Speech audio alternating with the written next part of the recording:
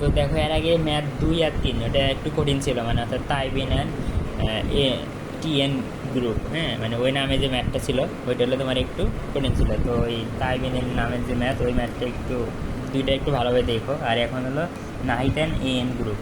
এই তো তো সব কিছু সেম আগের মতো, এটা বলার আসলে অপেক্ষা থাকে না, এটা কিছু না, জাস্ট এখানে কি যে প্রফিট 25% আর টোটাল কস্ট, এটা একদমই টোটাল কস্টের সাথে টোটাল কস্ট তুমি বের করতে পারো ভাই, ওখানের সাথে কি জাস্ট 25% গুণ করে দেবা। আর এই অ্যাডমিনিস্ট্রেটিভ এক্সপিরিয়েন্স এই দেখো এগুলো 25%, এগুলো তো মনে করো আমি এর আগে শিখাইছি। সো ম্যাথ 4 এটা আসলে বলার অপেক্ষা থাকে না, এটা আশা করি তুমি এমনিতেই পারবা, একদম ইজি। তো দেখো একদম কোনো ঝামেলা নাই, সবই দেওয়া ছিল। লাস্টে কী করছি দেখো, এই যে টোটাল কস্ট বেড়েছিল, এই টোটাল কস্টের সাথে এই টোটাল কস্টটা বেড়েছিল, এই টোটাল কস্টের সাথে আমি এই যে প্রফিটও বের করতে পারলাম, এই দুটো যোগ করলে আমি কী পাচ্ছি, সেলস প্রাইসটা পাইছি। হ্যাঁ এই তো কিছু না। আর প্রিভিয়াস ইয়ারের একটা ম্যাথ, হ্যাঁ এটা দেখানোর উদ্দেশ্য হলো যে এরকম অঙ্ক তো দেখো নাই, মানে তোমরা কনফিউজ হতে পারো, তোমরা কি একদম কনফিউজড মানে হবে না, তারপরে হুদায় আমি করলাম দেখ। তো এই দেখো এটা কি 1 1 21 1 6, তার মানে এটা কি এখানে যে থাকবে এগুলো আমার মানে আমার এগুলা এই সাইডে যে থাকবে ওটা আমার মূলত ওপেনিং স্টক, আর এখানে থাকবে ওগুলো আমার ক্লোজিং স্টক। হ্যাঁ যেমন দেখো এখানে কি ইনভেন্টরি অফ র ম্যাটেরিয়ালস।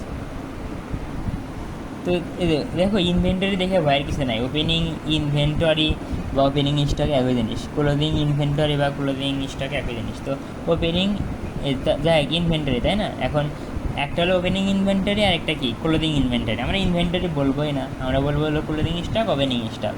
তো এটা কি আমার ওপেনিং স্টক মানে 1,32,000, আর 60,000 এটা আমার ক্লোজিং স্টক। আবার এখানে খেয়াল করো এই যে র ম্যাটেরিয়াল দাঁড়াও,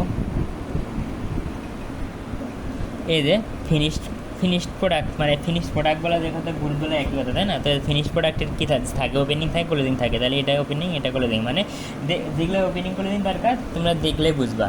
এই তো আর বাকি নিয়ম সব আগের মতোই। সো আশা করি মানে দেখো অ্যাডমিনিস্ট্রেটিভ ওভারহেড বলতে বোঝাচ্ছে যে অ্যাডমিনিস্ট্রেটিভ সংক্রান্ত যাবতীয় খরচ। এই ওভারহেড দেখে ভয়ের কিছু নাই, তুমি চাইলে ওভারহেডের বদলে জাস্ট এক্সপেন্স লিখতে পারো, এক্সপেন্স লেখাই ভালো। মানে ওভারহেড যা বলেছে যে অ্যাডমিনিস্ট্রেটিভ সংক্রান্ত যাবতীয় খরচ, তো আর বাকি নিয়ম